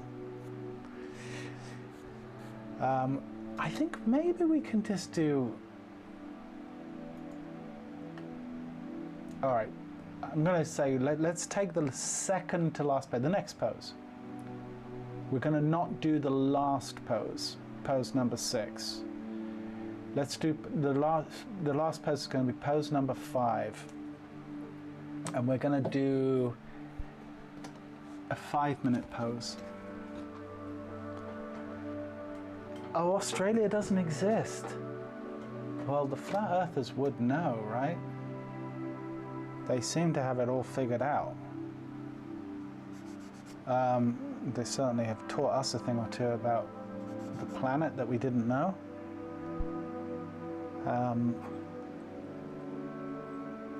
And good to know that we don't need to worry about Australia. It doesn't exist.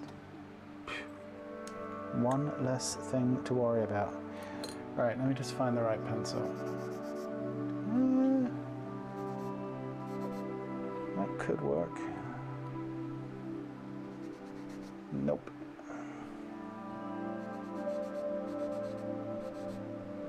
Nope. I'll just go with this one.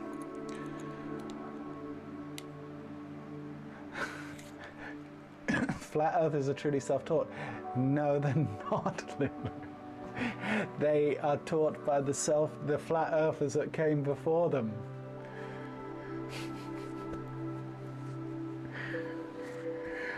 That's good stuff.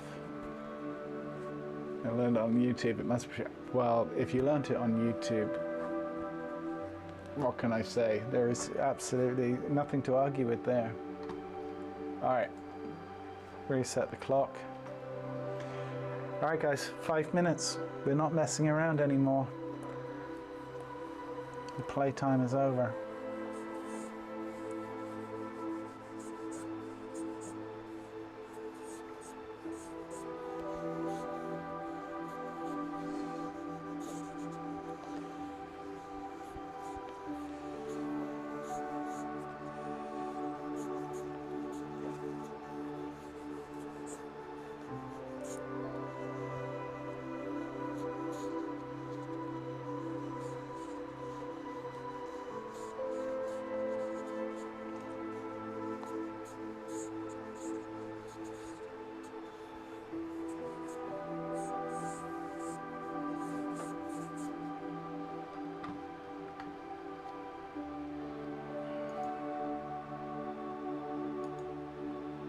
I need something with a bit more oomph.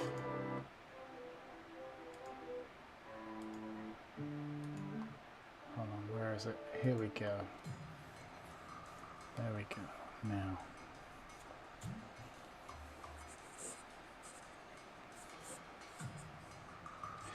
I'm at that point where I don't have quite enough paper underneath the one I'm drawing on, and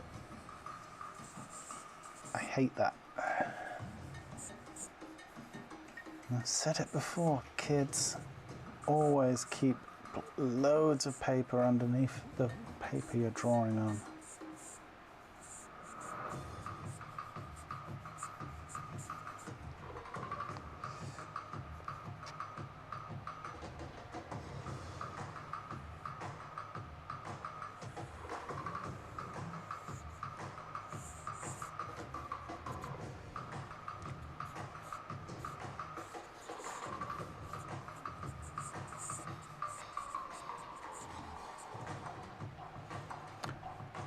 Ah, Donna, how you doing?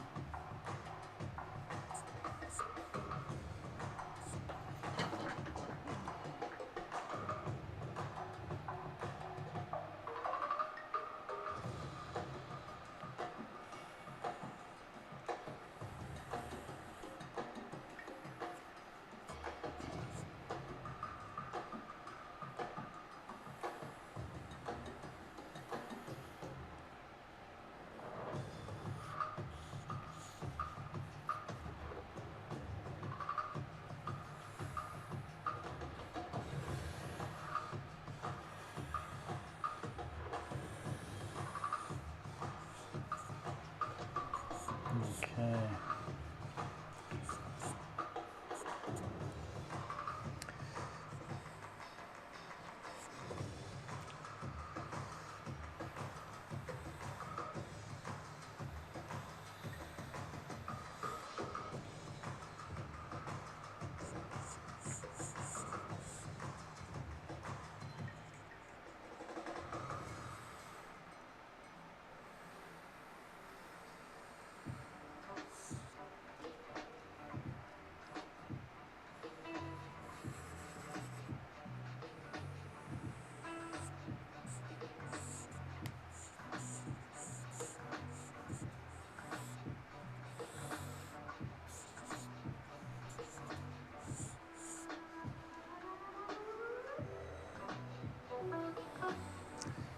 Beautiful shape language.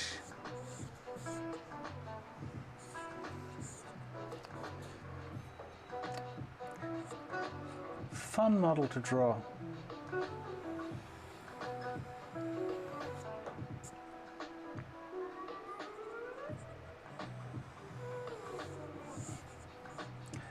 So as I said, guys, I'm going to put the thing online, probably be in the morning at this point.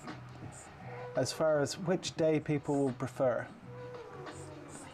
Mondays or Thursdays, you guys decide, and we will go with the collective. If people say Monday, then we will meet next Monday, this Monday coming. And then obviously it'll be a week. Or if people say Thursdays, then we'll just meet next Thursday, if that makes sense, right? Okay.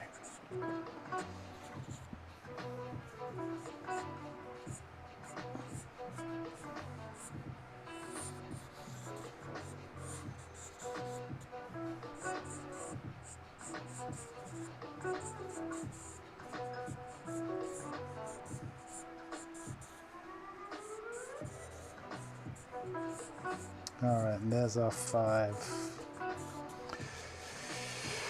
Bit of a scrappy end. But we got through it.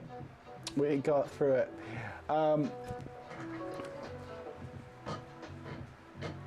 I honestly don't know, says Lulu.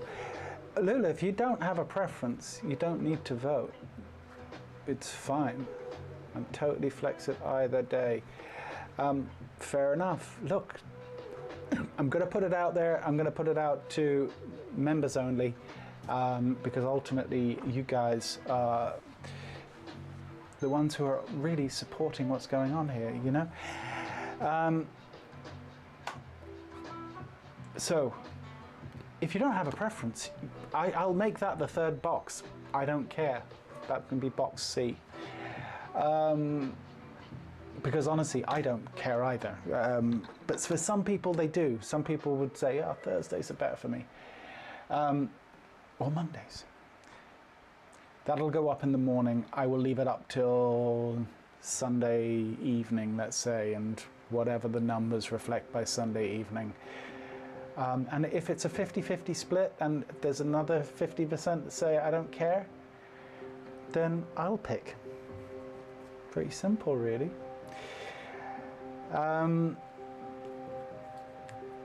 Well, Donna, this is a moving forward thing. We're going to 1 stream a week, at least for now. That might change in the future. And that's not to say that there might not be pop-up streams, if I'm feeling so inclined. But the general schedule that you can rely on will be the once a week. And we will take it from there. And maybe things change, things blah, blah, blah, blah, blah, blah, blah. Let's see what happens in the future. Point being is, we want to continue. I want to continue as hopefully as much as you guys want me to. So, you know, we will, Tuesday I have model in-person sessions, so I'm praying for Monday. Well, then you need to vote and put your vote in for Monday, Mila. Although if you have something on Tuesday, hopefully whether it's Monday or Thursday wouldn't affect you too badly. 1 stream a week, yes. Donna, that's the idea. 1 stream a week. It'll be better for me for now, and then we will see. Anyway, guys, look, it's been fun. The weekend is almost upon us, so please, Jay, that's awesome. Monday's work for you. You need to vote with your, not with your wallet, with your fingers on the thing that I'm going to put up on the, you know, the multiple choice thing, which I'll put up probably in the morning, and you'll have till Sunday evening to cast your vote, and the people will speak. Anyway, guys, the weekend is almost upon us. So wherever you are, whatever you might be up to, have a fantastic weekend. Look after yourselves, and I will see you next week at some point. None of us know yet. It's exciting, isn't it? All right, take care. Bye.